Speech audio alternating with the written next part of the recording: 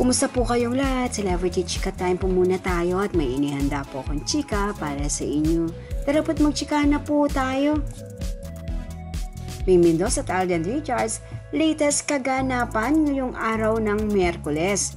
Yes mga maka-Celebrity Chika Time, ngayong araw nga po ay Itbulaga Day ni Mengay at si Alden naman, Gym Day, na kahit nasa US ay nakukuha pa rin pong mag-workout.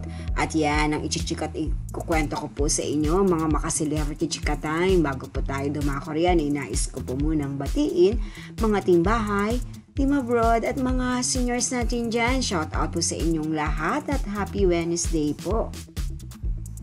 Yes po, ngayon nga pong Wednesday edition ng longest running noontime show na Itbulaga ay present pong muli ang ating phenomenal star na tunay naman nga po kapag nariyan si Maine, kwelang-kwela.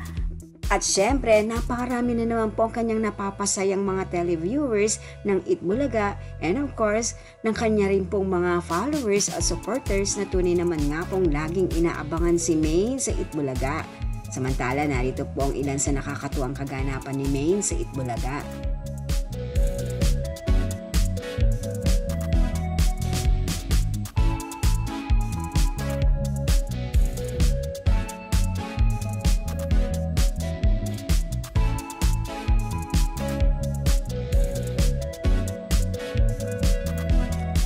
Samantala si Alden naman kahit nasa US pa ay talaga naman nga pong hindi po nakakalimutan ng mag-workout. Ayan at nag-gym po si Alden sa US and of course ang nag-post po ng mga larawan po na ito ay meron pong sinabi para kay Alden.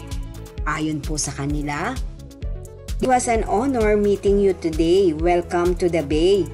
At nakatag nga po ito kay Alden. Kasi naparami na rin po ng pagpo-food trip si Alden habang nasa US kung kaya't kinailangan na rin po niya ang mag-workout o mag-gym. Yan po ang aking chika updates for today. Salamat po sa inyong panunood. Huwag po kalimutang mag-subscribe. Pwede po mag-comment sa ibaba. Basta wag lamang po halos o nakakasakit sa isa't isa. Salamat po muli. Spread love, not hate.